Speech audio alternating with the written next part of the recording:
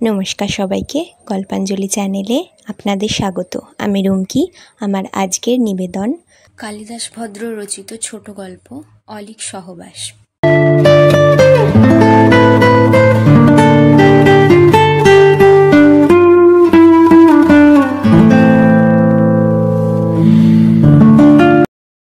খোয়াই এসে নূপুর একটা সোনাঝুরি গাছের নিচে দাঁড়ালো। ভারী নির্জন, সুন্দর জায়গাটা। সন্ধ্যের পর খুব একটা কেউ এদিকে আসে না। সার সার সোনাঝুরি মোরাম ফুঁড়ে দাঁড়িয়ে আছে, ঝুড়ি দুলছে হাওয়ায়। গাছগুলো যেন মাথার চুলে ঝুমকো গুঁজেছে। রূপোর রেকারের মতো দোল পূর্ণিমার চাঁদ আকাশে আলোর বন্যায় ভেসে যাচ্ছে সমস্ত খোয়াই। সহসা নির্জনতা ভেঙে কোথায় পিউ কাহা ডেকে উঠল। কোথাও কোনো গাছে অতর্কিতে ডেকে উঠেছে কোকিল। পাগল হাওয়ার ছোটাছুটিতে অচিন পাখির টানার মতো উঠছে আঁচল। সোনাঝুরি গাছের পাতা চুইয়ে চুইয়ে পড়ার ডাইনি জ্যোৎস্না যেন নূপুরকে পুড়িয়ে মারতে চাইছে। ধিকি ধিকি জ্বলা অর্ধেক জীবনেও একটা অগ্নিকাণ্ড ঘটাতে চাই। মাথার মধ্যে দপদপ করছে। তখনই কানে এলো কাঁপা কাঁপা স্বর, তুই একটা খা। গাছের পাতার মতো খিলখিল হেসে মেয়েলি কথা ফুটল, ছাড় ছাড়, সুরসুরি লাগছে। নূপুরের চোখ পড়ল দূরে সোনাঝুরি গাছের নিচে। জ্যোৎস্না মাখা যুগল মূর্তি, আবেগ ঘন অনর্কণ স্থাপত্য শিল্প যেন। ঘাড় ঘুরিয়ে নূপুর দেখল কাছে দূরে গাছের নিচে নিচে খাজুরাহর মতো সার সার দাঁড়িয়ে বসে। খুব কাছের গাছের নিচে জ্যোৎস্না ছোপানো ফ্রকের মধ্যে ছেলেটার হাত। হাতে মাথা হেলিয়ে মেয়েটা আবার বলল, ছাড় না, এখানে কেউ রং দেয়? বুদ্ধু, আয়নায় দেখবি চান ঘরে। আহা, খুব না। কথাটা ঠং করে বাজল নূপুরের বুকে। অন্ধকারে লুকিয়ে থাকা ঝাপসা একটা ছবি স্পষ্ট ভেসে উঠল। 28 বছর আগে হারিয়ে যাওয়া ছবি। নূপুর সবে কলেজে ভর্তি হয়েছে, ফার্স্ট ইয়ার, বিএ ইতিহাস। বয়স বড় জোর 17 হবে। 72 সাল। কলেজ ছাত্ররা তখন উত্তাল রাজনীতিতে মেতে উঠেছে। ব্যাপক গণ্ডগোল, পুলিশি ধরপাকড় চলছে। মারধর, খুন, জখম, বোমাবাজি নিত্য ঘটনা। প্রায়ই কলেজ বন্ধ থাকায় নূপুরের হৃদয় পুড়ে মাসি বাড়ি থাকা ঠিক হলো। বাবা ধরণীকান্ত যেন শেষমেশ মেয়েকে বললেন, এই কল্যাণী থেকে রোজ যাতায়াত করতে পারবি না, যা দিনকাল, বরং তোর হাসি মাসির বাড়িতেই থেকে যা, কলেজটাও কাছে হবে। নূপুর মাসির বাড়ি থাকাটা ভালো মনে মেনে নিতে পারছিল না, তবু বাবার মুখের দিকে তাকিয়ে মানিয়ে নিল। মনে আছে সেবার দোলের দিন বেলার দিকে মাসি কোত্থেকে একটা ছেলেকে ধরে আনলো। কি না, ছেলেটা তার সইয়ের ছেলে, দমদমে বাড়ি, কিন্তু পুলিশি অত্যাচারে বাড়ি ছাড়া, এখন এখানেই থাকবে কদিন। ছেলেটার চোখে চোখ পড়তেই নূপুর চমকে উঠেছিল। প্রখর, বুদ্ধিমাখা, উজ্জ্বল দুটো চোখ যেন জলজল করছে প্রদীপের মতো।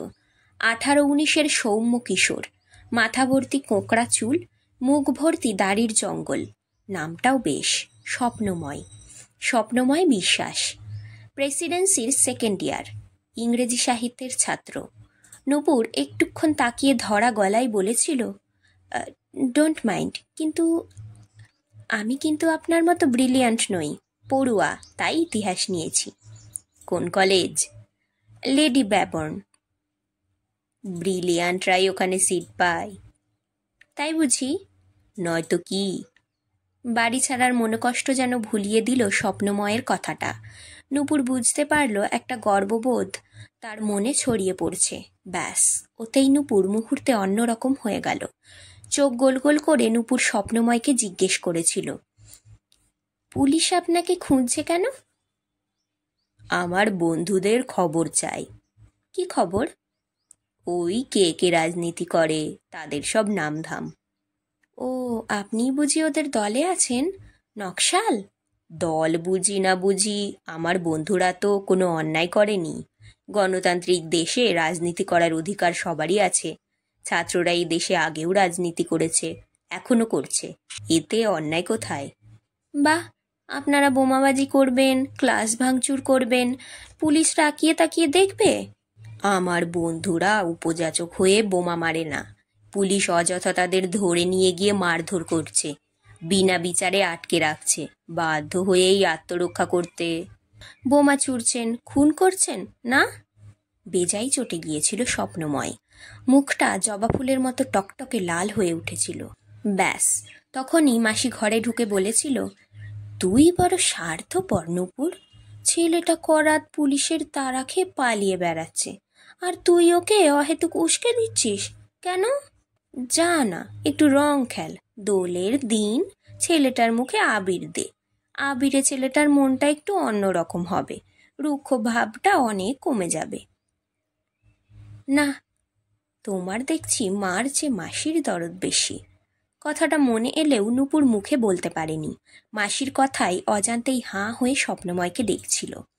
মনে মনে ভাবল, অহেতুক কেন ওকে কষ্ট দিচ্ছে?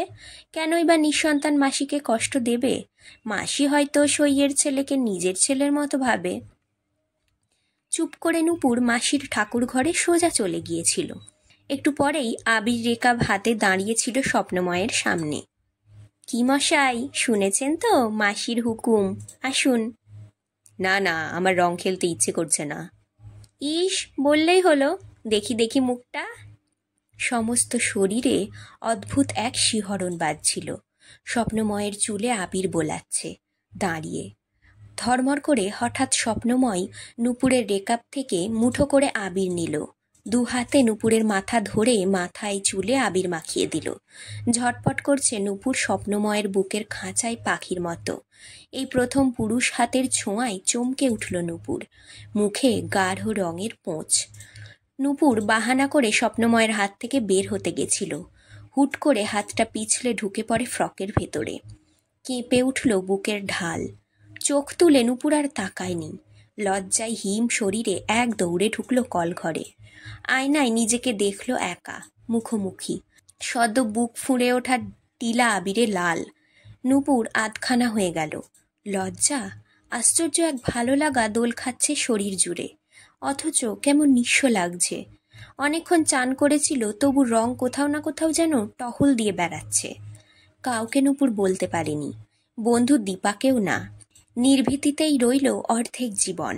সন্ধ্যায় মাসিবাড়ির আমবাগানে দুজনে অনেকক্ষণ গল্প করেছে। নূপুর একবারও মুখ তুলে তাকাতে পারেনি, স্বপ্নময়ও তাকায়নি। রাজনীতি, দর্শন, অনেক কিছুই আলোচনার মুখ্য অংশ জুড়ে ছিল। স্বপ্নময় একে একে বলতো, নূপুর গভীর মনোযোগ দিয়ে শুনত। স্বপ্নময়ের বলার ভঙ্গিতে এমন এক আকর্ষক ব্যক্তিত্ব ছিল যা নূপুরের স্বপ্নময়ের প্রতি ভালো লাগা তৈরি করে, আর একভাবে খুঁজে পায় নিজেকে, নতুন করে আবিষ্কার করে। উথাল পাথাল বিভোর বেশ ছিল দুজন। হঠাৎ স্বপ্নময় না বলেই এক গভীর রাতে চলে গিয়েছিল। নূপুর সকালে উঠে ঘুম থেকে শুনেছিল স্বপ্নময়ের অন্তর্ধান কাহিনী। মাথা ঘুরে গিয়েছিল নূপুরের, বুকটা হু হু করছিল। হুড়মুড়িয়ে একটা কষ্ট ছড়িয়ে পড়েছিল সারা শরীরে। পিছোতে পারছিল না। চোখ ভেঙে জল নেমেছিল, কান্নার জল। লোনা সমুদ্রে অথই ভাসছিল নূপুর একা, নিঃসঙ্গ। হতবুদ্ধি হয়ে দাঁড়িয়ে নূপুর ফুঁপিয়ে ফুঁপিয়ে কেঁদে ফেলেছিল।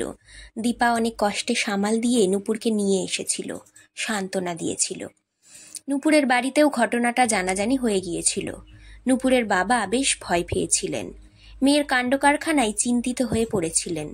ঘনিষ্ঠ দু একজন, এমনকি হাসি মাসির বর তপন মেশোর পরামর্শে হঠাৎ নূপুরের বিয়ে ঠিক হয়ে গিয়েছিল। মেশো খুব জোর দিয়ে বলেছিলেন, স্বপ্নময়কে নিয়ে নূপুরের বাড়াবাড়ি মোটেই ঠিক হচ্ছে না। শেষে সবাই পুলিশের সন্দেহে পড়বে, রাজরোষে পুড়ে ছারখার হয়ে যাবে সব। মেয়েটার জীবনও নষ্ট হতে পারে জেলে পচে। সুখময়ের সম্বন্ধটা মেশোই এনেছিলেন, ব্যাংকের চাকুরে, উজ্জ্বল ভবিষ্যৎ, বেশ সুখেই থাকবে নূপুর। সুখময় বলেছিল, বিয়ের পরও নূপুর পড়তে চাইলে পড়তে পারে, কোনো আপত্তি নেই। অনেক আপত্তিতেও অসহায় নূপুর সুখময়কে বিয়ে করেছিল। সুখময়ের গভীর ভালোবাসা ধীরে ধীরে নূপুরকে এক অন্য নূপুর করে তুলেছে। বেশ সুখে স্বাচ্ছন্দ্যে নূপুর আজ বনেদি ঘরণী। একমাত্র মেয়ে তিতলিকে ঘিরে ছোট্ট সংসার। দেখতে দেখতে তিতলিও এক চিত সাঁতারে 18ই পা দিয়েছে আজ। ইঞ্জিনিয়ারিং পড়ছে, হস্টেলে থাকে। হঠাৎ দীপার ফোন যেন এত বছর পরে একটা সাইক্লোন হয়ে আছড়ে পড়ে নূপুরের বুকের উপরে। গত পরশু বিকেলের মরা আলোকে থেঁতলে গুঁড়িয়ে ঝনঝন করে বেজে উঠেছিল ফোনটা। শান্তিনিকেতন থেকে দীপা বেশ উত্তেজিত কণ্ঠে বলেছিল, এই নূপুর, কালই চলে আয় আমার এখানে, স্বপ্নময়দা এখানেই থাকে। তুই কি করে জানলি? আরে আমি এখানে গত সপ্তাহে জয়েন করেই জানতে পারলাম স্বপ্নদা ছেলে মেয়েদের কবিতা পড়ায়।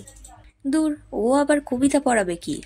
হ্যাঁ রে, ভালো করে জেনেছি, সেই স্বপ্নময় বিশ্বাস, আজকের বিখ্যাত কবি স্বপ্নময় বিশ্বাস। তোর মাথাটা বিগড়ে গেছে রে দীপা, এজন্য বলি তোর বিয়ে করা উচিত ছিল। ব্যাচেলার থেকে তোর মাথাটা গেছে। তুই আয় না একবার। দীপার ফোনটা কেটে যেতেই অনেকক্ষণ বিছানায় অন্যমনস্ক বসেছিল নূপুর। উদাসীনতা ভেঙেছিল সুখময়ের ডোরবেলের শব্দে। রাতে খেতে বসে নূপুর শান্তিনিকেতন যাওয়ার কথা বলেছিল সুখময়কে। সুখময় বলেছিল, তোমার যখন শান্তিনিকেতনে দোল দেখার ইচ্ছে, যাও, দীপার বাড়িতেই থাকতে পারবে। নূপুর সুখময়কেও সঙ্গে নেওয়ার অনেক চেষ্টা করেছিল। সুখময় অফিসের কাজের কথা তুলে অব্যাহতি পেয়েছিল। গতকালই দুপুরে একাই শান্তিনিকেতন এসেছে নূপুর, দীপার বাড়িতে, রতনপল্লী। দীপার কাছেই স্বপ্নময়ের গল্প শুনে শুনে সারা রাত বুকের মধ্যেটা আনন্দ আর ভয়ে ধরফর করছিল নূপুরের। 45 পেরোলেও নূপুর যেন আবার 17ই পৌঁছে গেছে। ঝিমঝিম বাজছে নূপুর। মানুষের শরীর মন এত দূর গিয়েও নূপুর আগে বোঝেনি। স্বপ্নময়কে দেখতে মন ব্যাকুল হয়ে উঠল। আবার ভাবল, এতদিন পরে যাওয়া কি ঠিক হবে? কোন মুখে দাঁড়াবে তার সামনে? পরক্ষণেই ভাবল, তার তো কোনো দোষ ছিল না। অসহায় একটা মেয়ে কী বা করতে পারে? প্রতীক্ষা, কিন্তু কার জন্য? প্রেসিডেন্সি জেল থেকে স্বপ্নময় তো তখন নিরুদ্দেশ। কেউ তো কোনো খবর দিতে পারেনি।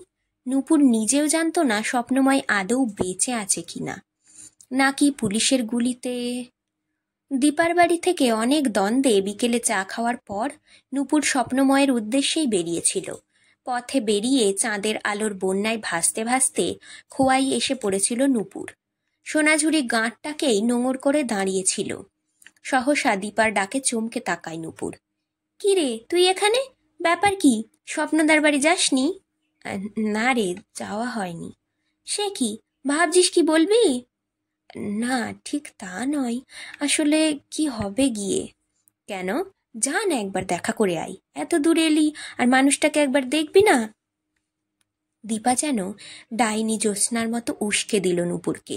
রাত জাগা পাখির মতো উড়ন্ত ডানায় মুহূর্তে নূপুর হুশ করে চলে গেল প্রান্তিকের কাছে। স্বপ্নময়ের বাড়ি। ছাতার মতো গাছগাছালি জ্যোৎস্না মাথায় বাড়িটাকে আগলে রেখেছে। বুক দুরু দুরু কাঁপা কাঁপা হাতে দরজায় টোকা দিল নূপুর। বেশ কয়েকবার টোকা দেওয়ার পর দরজাটা হাট করে খুলে গেল। সামনে দাঁড়ানো মানুষটাকে দেখে অবাক।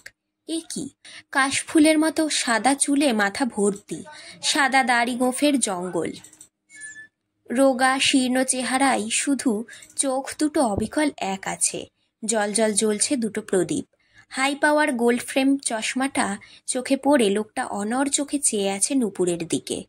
বিস্ময় জড়তা ঠেলে মুখ ফসকে নূপুর বলে, কি, চিনতে পারলে?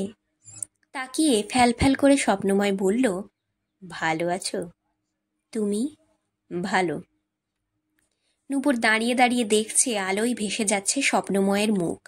খোলা দরজা দিয়ে পরিযায়ী পাখির মতো উড়ে জ্যোৎস্না ঢুকছে ঘরে। ডাইনি ফাগুন বাতাস তার বুকের আঁচল খসিয়ে দিল। আঁচল সরতেই তার দুই স্তন বকবকম করছে। এখনই উড়ন্ত ডানায় তারা শ্বেত কপতের মতো ওড়াউড়ি করবে। স্বপ্নময় এক দৃষ্টে চেয়ে আছে নূপুরের দিকে, পলকহীন, বাকরুদ্ধ মূর্তির মতো।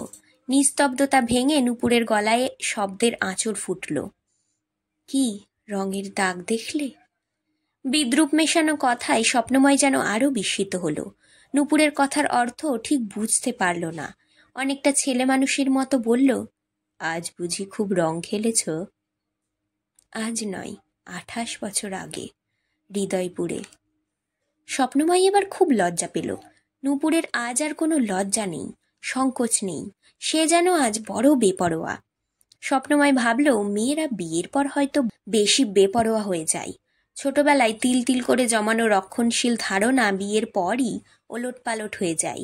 হয়তো তারা জেনে যায় শারীরিক জাদুর গোপন দর্শন। হঠাৎ নূপুর স্বপ্নময়কে জিজ্ঞেস করল, তুমি বিয়ে করলে না কেন? কেনই বা সেদিন তুমি আমায় ঠিকানা দাওনি, চিঠি দাওনি? কেন তুমি নিরুদ্দেশ হলে? কেন?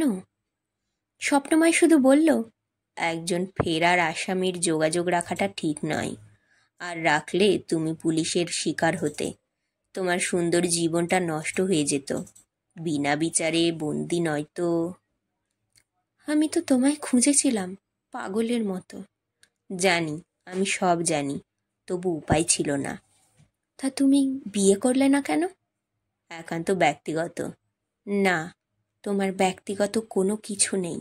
আমার কাছে তুমি আজও উন্মুখ। দেখো আমার দিকে। স্বপ্নময়ের চোখ বন্ধ হয়ে আসছে। তখনই লোডশেডিং। মায়া জ্যোৎস্নায় ঘর থই থই করছে। অবাক চোখে চেয়ে স্বপ্নময় দেখছে, জ্যোৎস্না ছোপানো সোফায় বসেছে নূপুর। নিরাভরণ বিবসনা।